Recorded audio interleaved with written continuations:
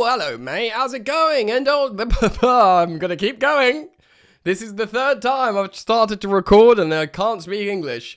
But I'm going to keep going because you know what, gang? In life, what's important is to be honest, authentic, and real. And that's just how I started today's content. So how's it going? Welcome on back to Football Therapy with me, your host, Jan, as always. I hope you're doing well, friend. I really do hope that it is a beautiful day. Over here in the kingdom, the sun is out, spring is in the air, the birds are singing, and everything's good until you think about how my football team, Chelsea, might not qualify for the Champions League, but more on that later. In the meantime, as you can see, the green screen is back for those of you watching the video here on YouTube or Spotify. There's video there too. Just a little bit different, mixing up a little bit. No transitions or screen shares today, so it's just me comfortably sitting in my chair, speaking intimately with you, mate. A little bit zoomed in, closer. Come closer. And we're going to talk about a bunch of stuff. Footballtransfers.com, spoken about how Chelsea went to go and watch Endrick, who started well at Lyon. An absolute demon, the Brazilian. Is he still a teenager? Yeah, he must still be a teenager. Is he, or is he 20? Chelsea tried to sign him before Madrid signed him. He's flopped there. He's on loan at Lyon. Very close friends with Esteva Willian from Palmeiras. But then again, we have many strikers. But who knows? With these stories of Liam Delap maybe going to Everton, does one bring in an Endrick?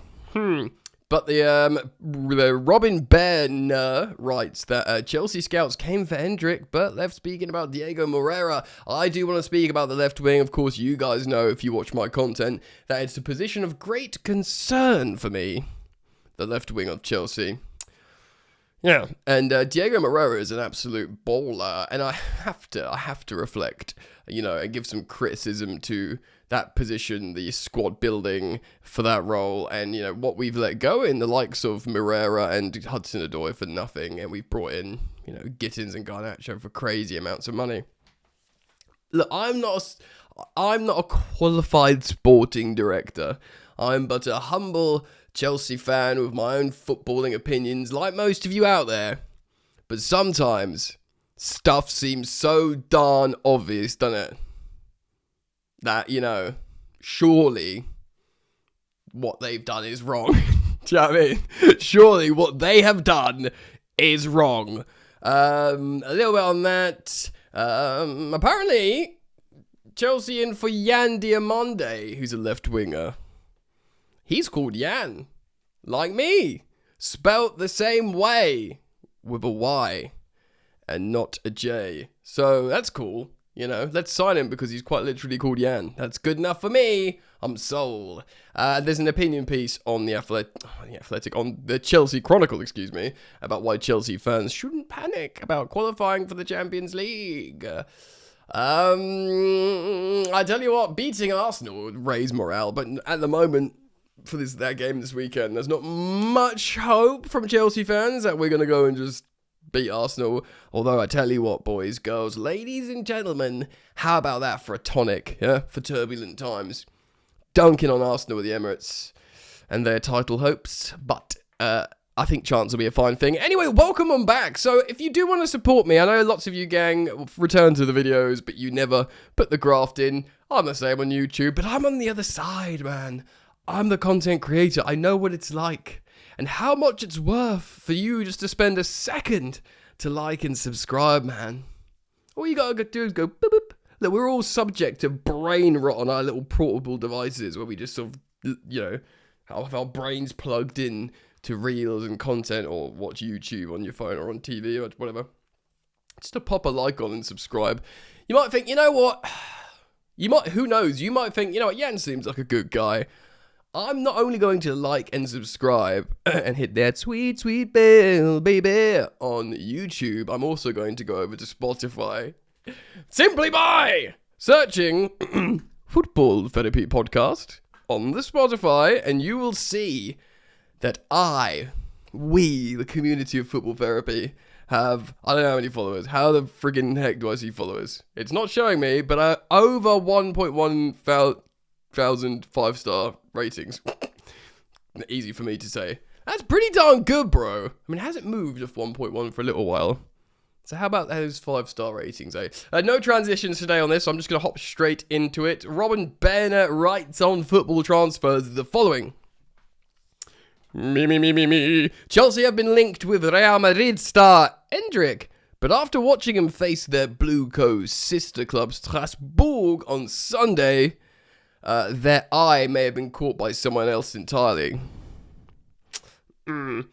Sunday's Ligue 1 clash between Strasbourg and Lyon would have been a game that the Blue Scouts were watching particularly closely.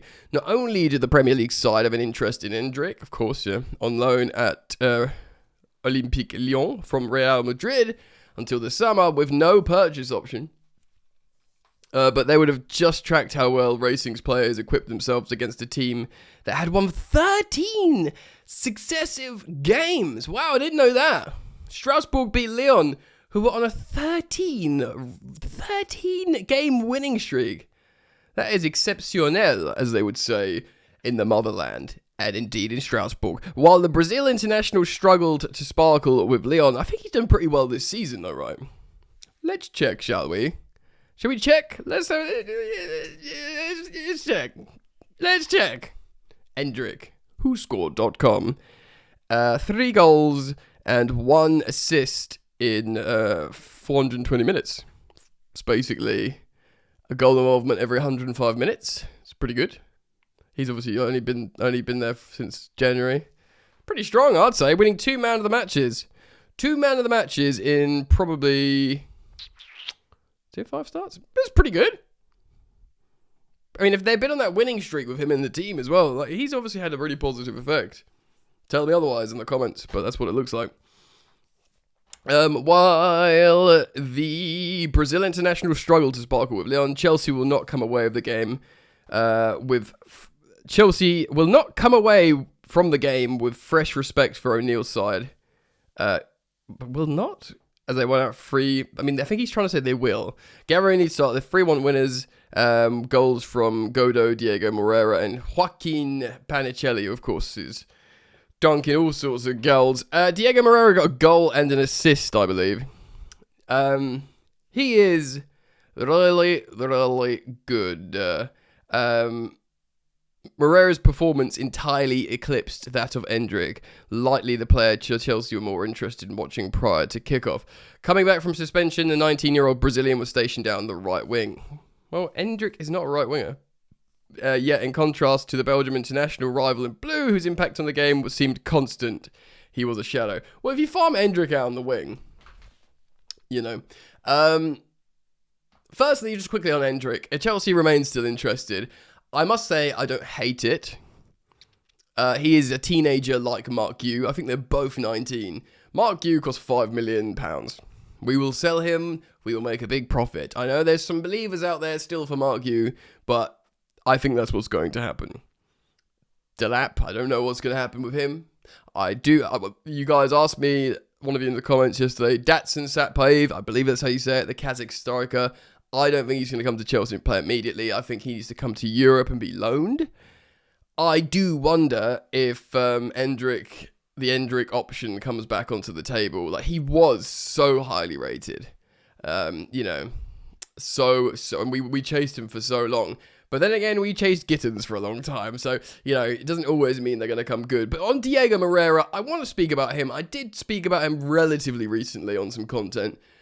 He looks wicked. Now, without saying, let's bring back Diego Moreira because he's a left winger and we need left wingers, But if we signed him, I'd probably be quite into it. His vibes are sick. He's a really versatile player. He plays on both sides. He speaks loads of different languages. He's really, really charismatic. His squad integration, like socially, no issue whatsoever. Do you know what I mean? And I like it. Now, broadly, I want to basically shake my fist at the sporting hierarchy here.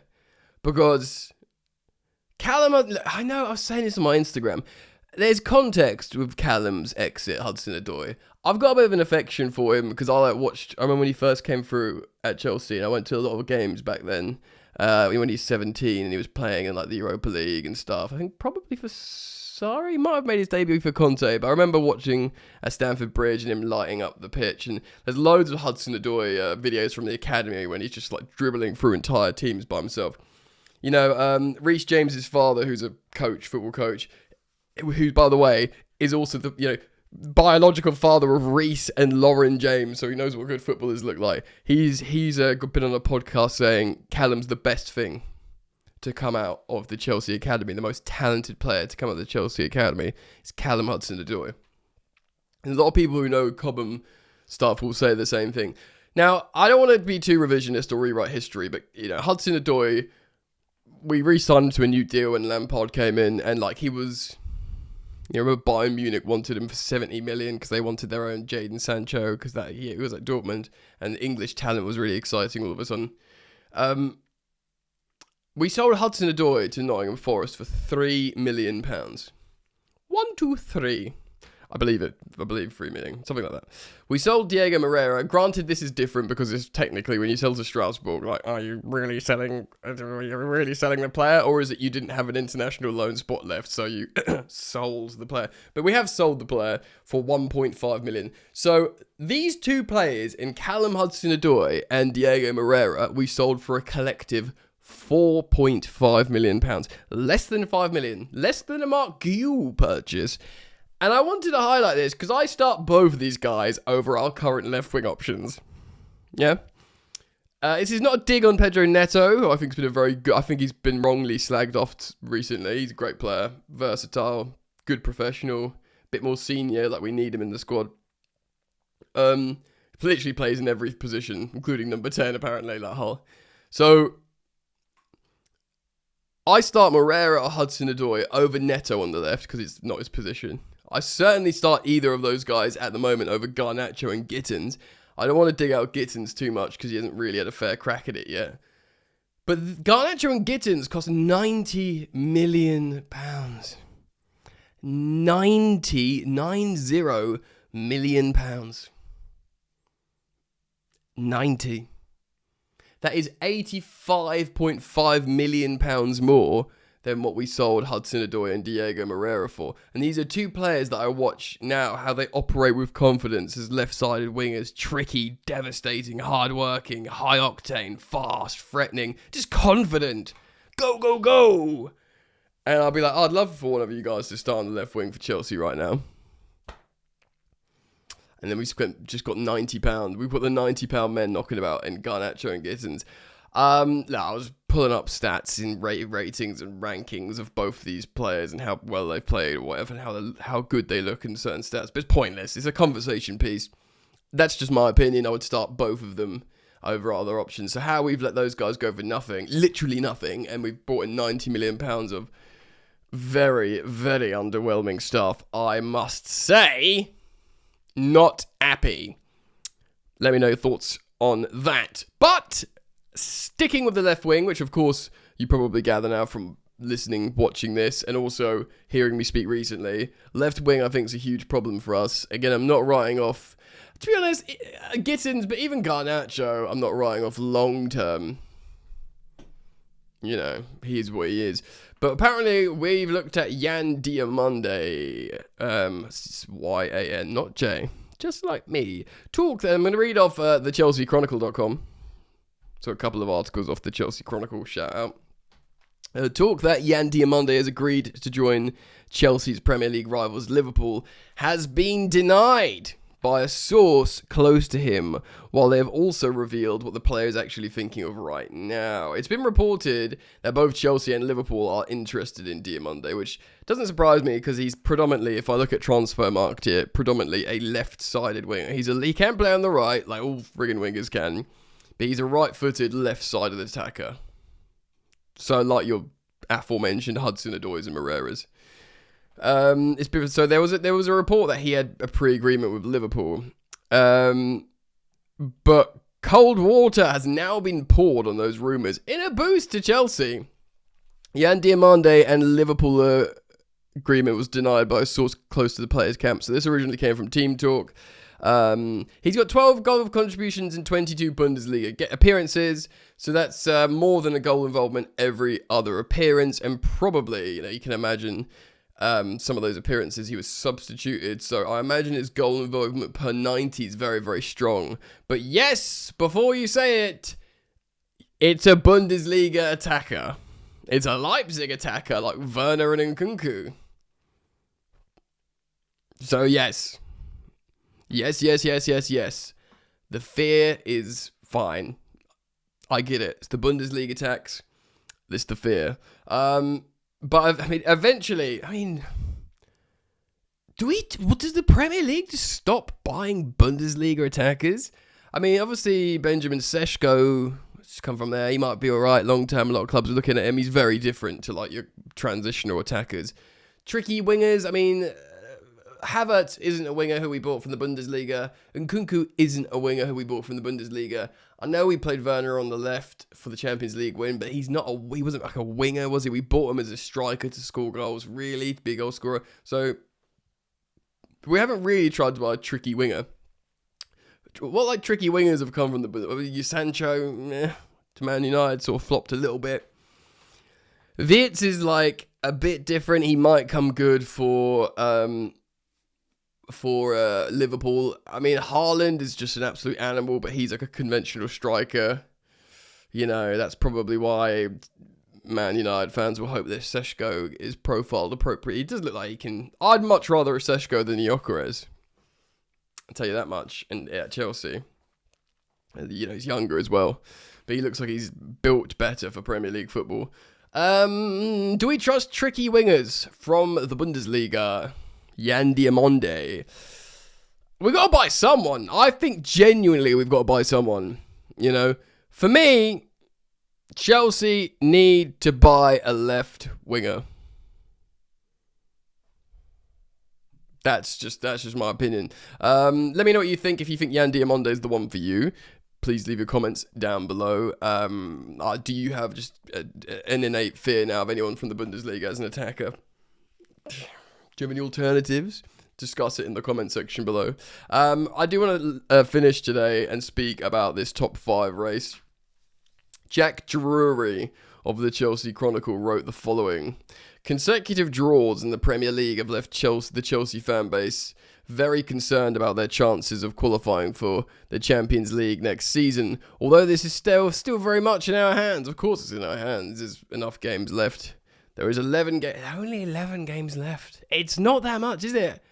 Couple weeks when you're down to single figures. Goes so fast, doesn't it?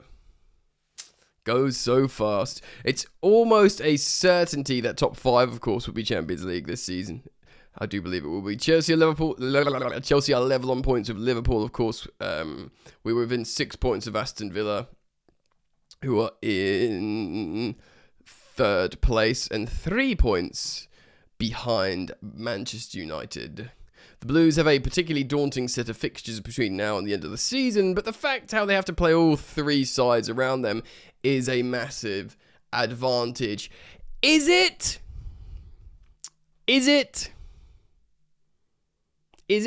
Or is it just... Because you could say you beat them, you push them away, and you stay in there, but similarly, they beat you, because it's just 6 pointers all round, isn't it? It's not an advantage, it's an opportunity, but also it's just more of a risk, high reward. Because, sure, if you beat Villa, Man United, and Liverpool, would we still play Liverpool? All 3 of those fixtures provide Liam Rosenior's side the perfect chance to make a statement that their season will not be defined by these last 2 games where they dropped points to Leeds and Burnley. Yeah, look, it's been said a million times, we've dropped 19 points from winning positions this season, but that's not the story. The story is that 17 of those points were at home. Now, I just heard Nick Villaney say on the London is Blue podcast, because at home, your Stamford Bridge is supposed to be a fortress. So it's 17 points. So if you drop less points at home than you do away, because we only dropped 2 points away from winning positions, a better record will be 1 at home. But he made the point saying even if you just do 9 out of those 17, which would probably be what you'd expect, a bit more normal from a Chelsea, those extra 9 points would see us the opportunity to go second before, after the next game we play. That's the real problem here. It's those home points. Those dropped at home, basically. That's the real disgracia. There you go. Including those yeah, it basically makes this point anyway. Look, I don't think it's an advantage that we're playing the teams around us. It is an opportunity, and I have said this before, I'll say it again. I do think these Chelsea players lower themselves to the opposition that they're playing and raise themselves to the opposition that they're playing. And I think with that, I don't think we're going to beat Arsenal. We might give them a game, like, weirdly, the Emirates, but I hope we freaking beat them. Like I said, there'll be enough. That will be like the ultimate tonic to what we've been dealing with recently. But, I don't know, man. Yeah. I friggin' hope we do. I do genuinely still think this team can beat anyone when they fancy it, including an Arsenal. Have to really push themselves for that at the moment.